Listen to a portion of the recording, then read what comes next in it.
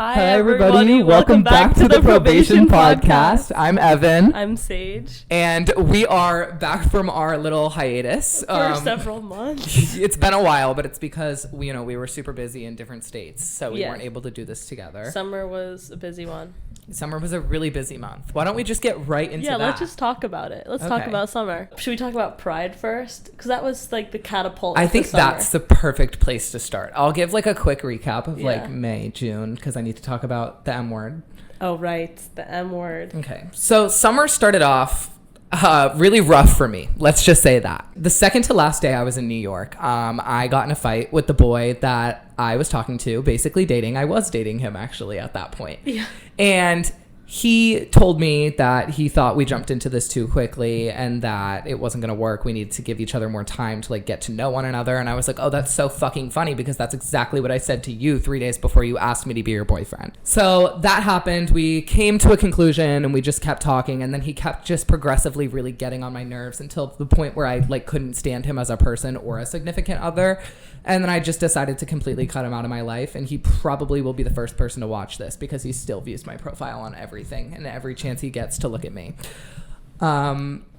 Yeah. Anyways. Oh, right. Also, the day after he decided to dump me, my dog, who's 1 year old, her name is Lucy, decided to get liver failure. And she died the day I got home. She was 1 year old. So that was also really, really sad. Rest in peace, Lucy. Rest in peace, Lucy. But one thing that M-word did teach me, he was telling me like just be consistent on TikTok, like keep posting, like just dedicate your time to it. Yeah. And I wouldn't give him full credit because my dad has been saying that for like 3 years, but I did. And at the end of the day, it is your platform and your business and exactly your consistency. Yeah. But and after you knew that already. Of course. After he kind of pushed me to do it, I did kind of have like a lucky video that really took off back in May, and then I really like shot out of nowhere this summer. Like I gained like almost 100,000 followers over the summer, which was crazy. So hello to any new girls. Ooh, happy 250K. New Evanators. Now you're even past that. I know. I just hit 250 the other day, which was my goal for the end of the year. So amazing. In December. So, I couldn't do it without my supporters. I think all the 250,000 of you should listen to the podcast. So we can get sponsors. Yes, can we please get ads? Like that would be so iconic. Yeah, that'd be so cool. Sage is a triathlete. Is that what it is? Sage is a triathlete. So if any of you running brands want to sponsor, please, specifically Hoka, Asics, Brooks Running, Brooks, Adidas, Asics, Laura Piana. We both said like completely different brands, like opposite aesthetics. I'll run for you. Okay, let's get back to the topic of summer. Let's get into our vacation back to New York in June. So Sage went to San Diego, came in first place in our triathlon, and then decided, okay, I'm gonna hop right back on a flight down to New York and we're gonna go fucking crazy at Pride. And that is exactly what we did because we both had one hell of a fucking weekend. Yeah, it was so fun. It was genuinely so fun. And I met for the first time like the person I was talking to at the time, and that was like a really good era. And then I ended up running into the influencer celebrity that I matched with a long time ago. But this is all the way back in Paris. I remember when we were talking about it for the first time. Mm-hmm. And we ended up running into each other, and it was so funny because that whole like before running into her, I was like doing like this all this big talk, being like, yeah, if I run into her, I'm gonna confront her, I'm gonna go up to her, I'm gonna ask her like what happened.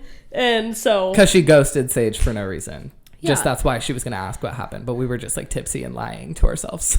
Yeah, but then we actually ended up seeing her 10 minutes later. So the day of Pride, I think it was the big one on the 30th. Yeah, Sage, our friends Alexa, Hannah, and a few other girls, we were walking down through the West Village, East Village, I don't actually remember which one. And we wanted to go into this liquor store because we needed to get a few shooters, White Claws, whatever, for Washington Square Park. And as we're walking in, we notice there's a group of girls on the right side of the liquor store, and they are all the bi girl TikTokers from LA. And you would know them. You'll know them. If you're into that, you'll know who they are. And I'm a huge fan of one of them, and I was like, oh my God, no way. So I stopped and talked to her for a while everybody else went into the liquor store. And to Sage's surprise, when she came outside, she saw her talking stage from Raya back in March, who is a B to almost A list celebrity She's in really the influencer realm, quite model famous. realm. Yeah. Yeah, and she's gorgeous. And so, of course, Yeah. what did Sage do? So I knew I couldn't like be a beta and just walk by and pretend not to see her. Also, because she saw me. Hannah tapped me when we were inside and be like, she saw you. Like, she was like talking about you to like the other person. So I kind of knew what I was going to do. So we walked out when Evan was talking to like this girl that he was a fan of. And she had her back to me because a bunch of fans were like surrounding them. And I literally just tapped her on the shoulder and it was like, hi, like, oh my God, nice to meet you in person. And then she was just like, she like gave me like this, oh my God, like, it's so nice to meet you, and gave me like a big hug. And it was just like so odd. And then she was saying like, I'm so sorry, like I just don't know how to talk to you, I'm like really awkward And nervous. I'm nervous, like I'm so sorry. And then some fan, like I was actually really excited to talk to her because I kind of wanted to know like what happened and stuff. Yeah, because she had flaked on you the 3 times that you guys were meant to hang out. Yeah. So, you know, this was your first real life conversation. Yeah, so I was kind of like, I just wanted to know like if it was just like who she is as a person, I guess. I was trying to gather that through the conversation. But then one of her stupid fans like took her, like tapped her on the shoulder and like took her to take a picture, and I was just like, she was like, wait 1 sec. And so I went to the side, but then they were taking way too long. So I just went back over to her and was like, it was nice to meet you. And then I left. And then we ended up sitting right next to them. No, they sat next to us. They did, yeah. We were in Washington Square and we were just hanging out, like talking to random people. I had a few fans come up to me. I took a shot. I had bought shooters at that liquor store, and somebody came over to me and was like, it's my birthday today, like blah, blah, blah, blah. Like, I'm a huge fan. And we took one together, and it was so fun. Love that. And then out of the corner of my eye, I see the person that I had gone up to, like, 50 feet away from us, sitting down. Did she ever respond to your DM? No. Obviously not. I would have told you. And they sat down like 50 feet away from us, and I'm 100% sure that the one that Sage was talking to knew that you were right there. Yeah, 100%.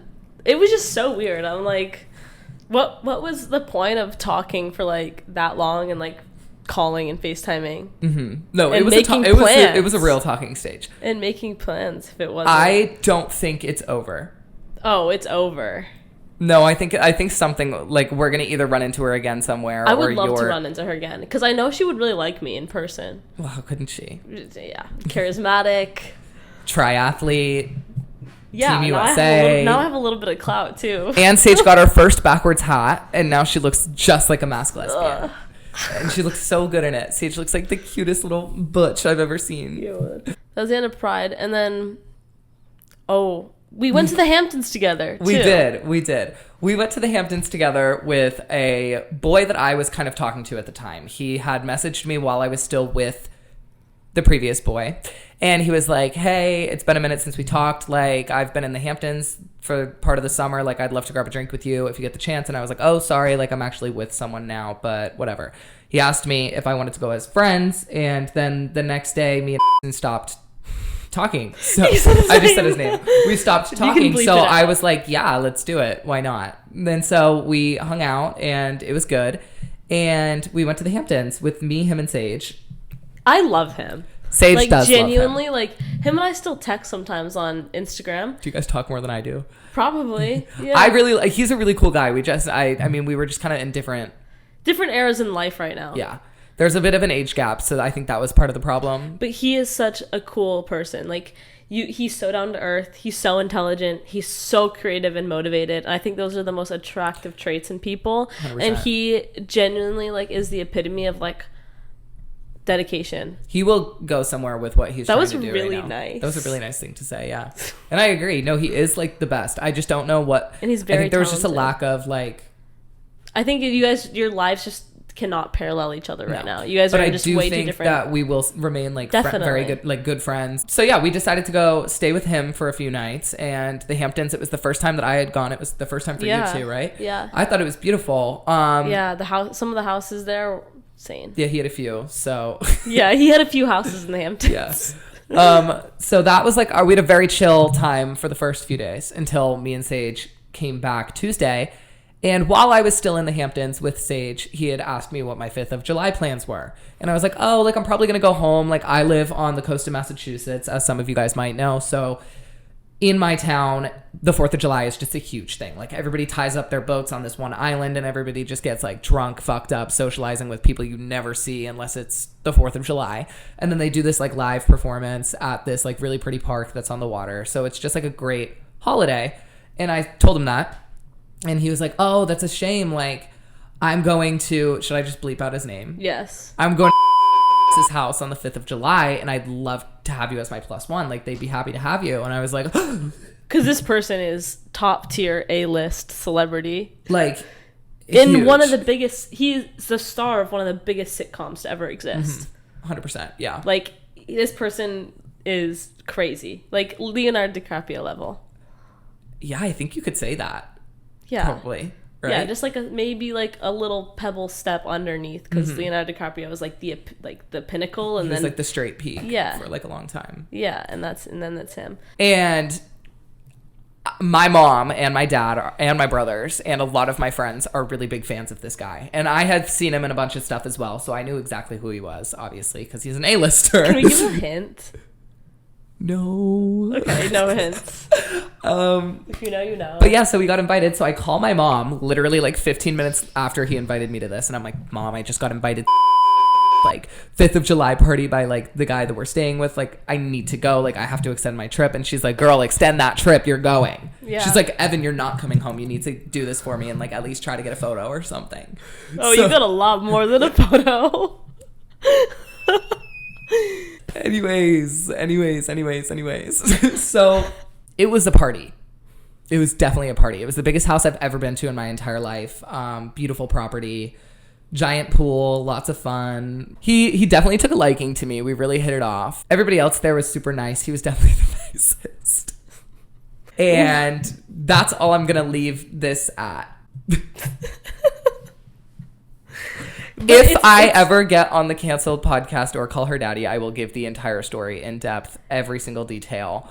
I just want to say, though, when you told me the story, the most jaw-dropping parts weren't even the peak of the story yet. No. Like when you told me certain things, like I thought that was going to be like, and then that was the end. But it just kept going. Like, it is the best. God.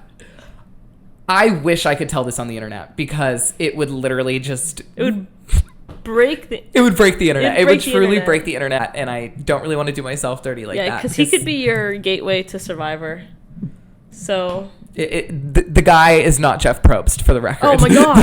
This oh my god! It's not Jay Probst. Not Jeff Probst. No, it was not Jeff Probst. He just is friends with him. I just cannot save this story for my little podcast. If I ever go anywhere a little bigger, little podcast. Our little podcast. I'm so sorry. I still love you. Our little podcast, because it's just like that kid. There's moms from my town that watch this. Yeah. Like, unless I know that millions of people are going to see it and like actually appreciate the story, I'm saving it. We'll save the story for when this is like big and when we have all the sponsors that we just listed, so we can make money off of it too. So we can make money off of it too. It'd be great clickbait, but also it wouldn't be clickbait because it's true. Okay, why don't we get into what do you do in July and August? I didn't really do anything in July and August besides train my ass off, because I was been obviously with triathlon thing, we kind of we talked about it a little bit, but it was like basically has been my entire life the whole summer, and it's something that I've been working towards a lot. I never thought it would be possible to get to the position that I am in right now. I thought it would take at least like a couple years, but so I was training towards US Nationals, which was just this last weekend in Atlantic City, and weirdest place ever.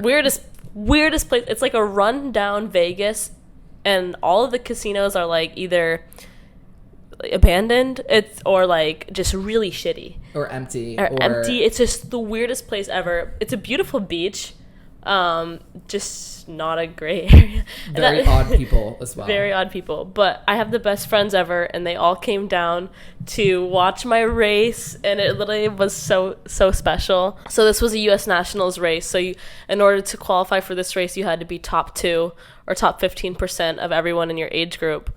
and I made it coincidentally I made it accidentally because the triathlon I did like literally not even a year ago, ended up getting second place in it because the swim was canceled, and I was just like, I'm an okay runner. And she's a really good runner. Sage could have gone to college for it. Just for the record, she's not going to say that because she's humble. But basically, I just like kind of qualified by accident, and I was just trying to get like top 30. I thought that was even a stretch because when I first heard about it, like there was no way I was even close to like these running positions. But I ended up getting 11th place in my age group, which allotted me to a qualification spot for Team USA. And I'm going to be representing Team USA in Australia next fall for the World Championships. And it's about an hour and a half from where my family lives. So I'm hoping, fingers crossed, I'm going to be able to go with you. And we're going to be able to visit my family. You're going to be able to meet all my cousins and my grandparents and everything. And I'm going to be able to show you around and stuff. It's going to be so great. It's in Wollongong, Australia. The weirdest names in Australia. Like Wollongong. Yeah. But I don't know. I'm just genuinely like so surprised in myself. Like I didn't think it was going to be possible. But I'll tell you right now, not a bone in my body was even close to surprised. And I told Sage that every day before the race. I was like, I just know you're going to either come in first and just shock the fucking world and beat the Olympians you were competing against, or you're literally going to qualify for Team USA after doing your first, that was your first like literal triathlon where there wasn't like a shortened distance or there wasn't a swim. Like that was the first actual triathlon you've ever done, and you qualified for Team USA. You are a fucking beast. Like that is absolutely insane. That was the first one I've ever done that was that distance, because I did the one I did in San Diego. It was international distance, so it was much shorter. So yeah, that was the first time I've ever done the Australia that. One will be international distance too, right? No, that one will be Olympic distance. Oh, it'll be Olympic. Yeah. Oh, wow. Was this one Olympic too then? Mm-hmm. Okay, got it. So I don't know the terminology for it. But yeah, no, but this was the first time I ever actually did an Olympic distance triathlon, and I did better than I thought I was going to. I beat all my goals. Like I had goals set aside and I beat all of them, and it was a really difficult race because I did have a 2-minute penalty. And if I had not gotten the penalty, I would have been top 10, and top 10 got awards and like money, I think. So that's the burner part, but I'm just so proud of myself. You should be, seriously. So also, proud. I think you would have came in about like 8th, maybe 7th if you hadn't gotten that 2-minute penalty, which is like, not to rub it in your face, but it's like, you have to think about it like that. You probably didn't deserve that penalty based on what you said. So it's like, just in your brain, you got 8th place. You just didn't. You just didn't need the award like the rest of them did. Yeah, they had to redeem their Olympic titles. Yeah, but yeah. So that's my most recent update of life. That's literally because I didn't really have an interesting summer because I was just doing the most like repetitive, mundane activities to ever exist. Yeah, me and Sage had very opposite summers, to say the least. Yeah, because when I was home, basically, since I had come home in about June, I talked to my parents because they're very adamant that I work. That's their biggest thing. And I'm getting a job like here. They always want me to have some sort of structure in my life, and that usually comes with having a job. Mm-hmm. And so over the summer, when I was really making a lot of money off of TikTok right when I got home, I kind of just tried to say, like, listen, can I do this as a full-time job? Like, I'm making more money on the creator fund than I ever would with like a 9-to-5 job during the summer. Like, look at these numbers. And they were like, okay, we cannot say no to this because you wouldn't be doing as many videos as you are doing on a day-to-day basis if you were working a 9-to-5, because you're going to be tired and not want to film. And that's probably why you popped off so hard. I think it is, genuinely. And I mean, the NBC article came out, which was a huge moment for me, like genuinely insane. In the fall of 2023, I had Victoria Fang reach out to me. She was interning at the New York Times, I believe, at the time. And I had posted a video about an Instagram update that had came out, and it was a really big one, but then Instagram took it away about 3 weeks later. And so she had interviewed me about my Instagram rating series and about the update on Instagram and how I felt about it, and like what the true meaning of the update was and like what it can actually do. And she couldn't publish it because Instagram removed the update, so there was no point in talking about it. And then back in May, she reached out to me and was like, hey, are you still New York City based? Your series has been like doing really well recently, and I'd love to write an article about it and like the business side of it, like how I've raised the price up to $20 from $2, you know? And so I had that interview when I came up for the Pride weekend, and it went really well. And the article got like traction, the real traction. It was on more than 10 different major news websites. It was on like Yahoo News, Microsoft. It was on the US Sun. I had publishers and like editors and writers reaching out to me from Europe, like talking about it. There was like it was on a bunch of Spanish website news articles too. It was like crazy. Yeah. And you know, there was the Yahoo News comment section that was a little rough because I mean, who the fuck comments on like website articles unless they're like a 50-year-old man with a beer belly and like no fucking will to live? So I was getting a lot of hate in there. But then there were also like the comments talking about respecting the hustle, which I was like, period, because you have to respect it. Like, yeah, how can you not? That's why I just don't even understand when people comment on my videos being like, I can't believe he's doing this and like making people pay to like get bullied. I'm like, no, I'm not paying or having people pay me to bully them. I'm critiquing their Instagram, and it's a funny thing. People watch it because it's funny. I think a lot of people probably don't even take the advice after I give it to them. I think a lot of people just do it for the comedic effect of it because it's like a roast, you know? Yeah, no. Can we talk about how like how much changes in a year? Yeah. Like our lives a year ago, like could you imagine where you're at a year ago? Okay, let's try to like put ourselves into our shoes from last year, because me and Sage had our reuniting like barely probably less than a week ago. Yeah. So basically, in case you guys didn't know, in case any of you guys are like new to the podcast or just don't really know who Sage is, because I'm assuming you're coming from my social media, not hers. But Sage got recognized on the street today, right? I was joking.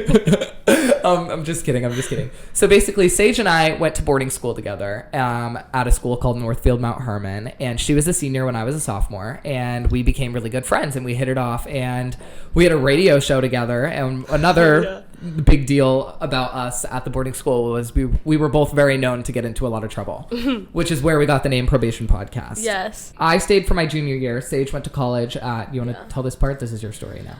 I went to college at UC Davis. I was in a pretty serious relationship. Just, I don't know, the course of time, like, we stopped talking as much. Like, we would still check in maybe, like, once or twice a year, but it was very... Me and Sage, not the girl that she was in the relationship with. Yeah, no, Evan and I.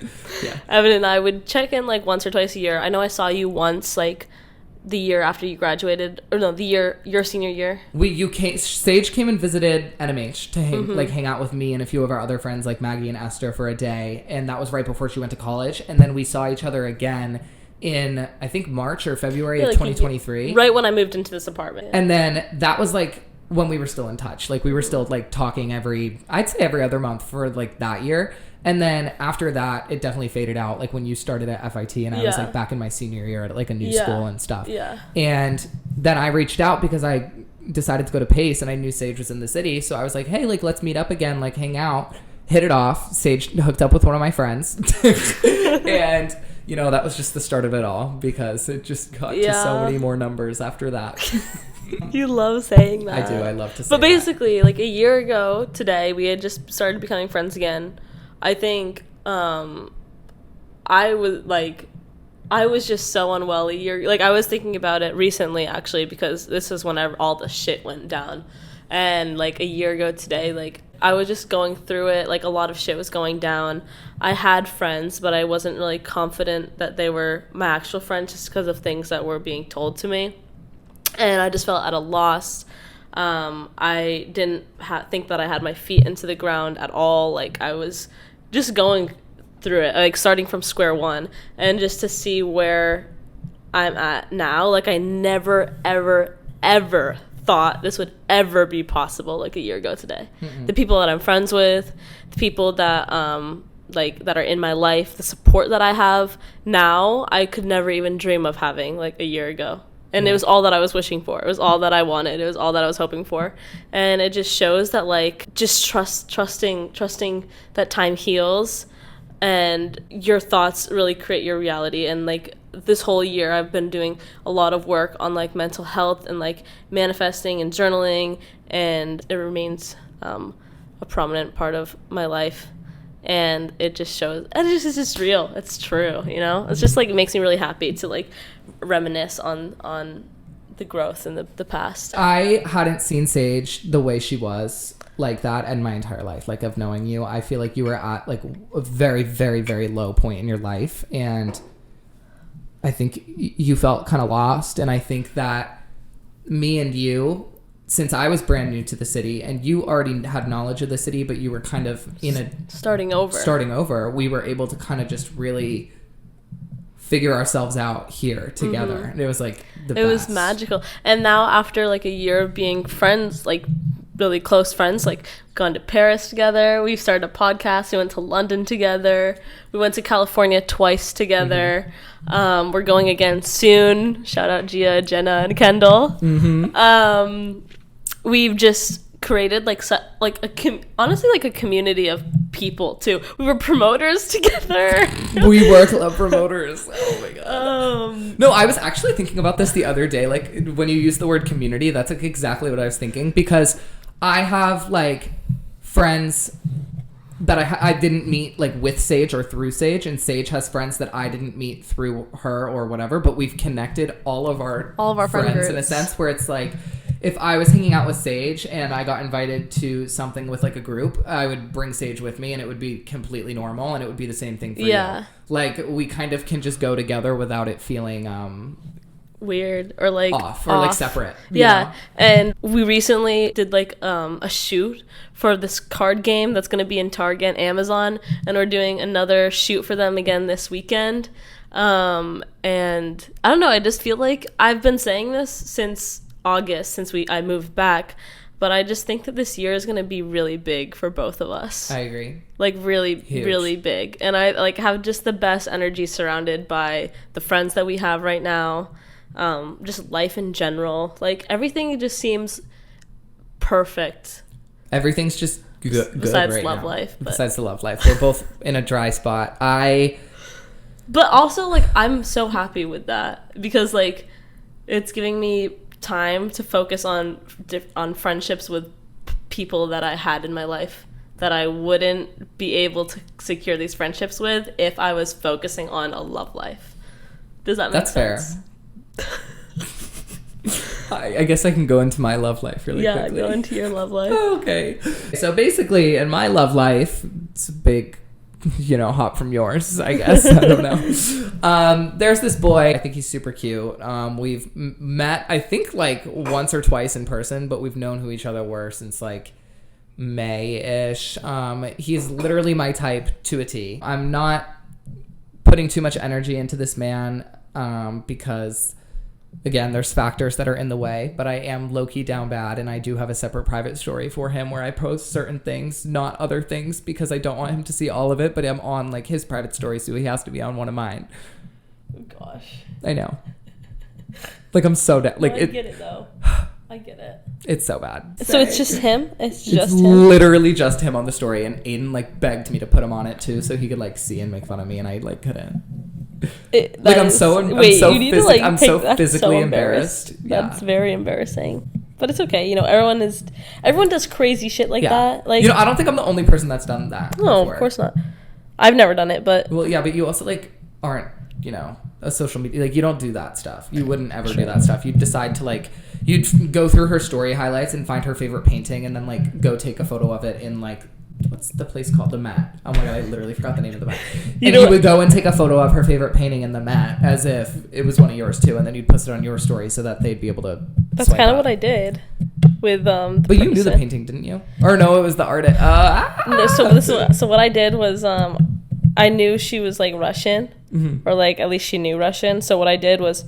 And I knew she was like artsy and, kind of like a dark academia type vibe. So while I was in California, I took a video of a rose. It was artsy, and then I just put like a Russian song behind it. Mm-hmm. And I knew that was like a good enough bait.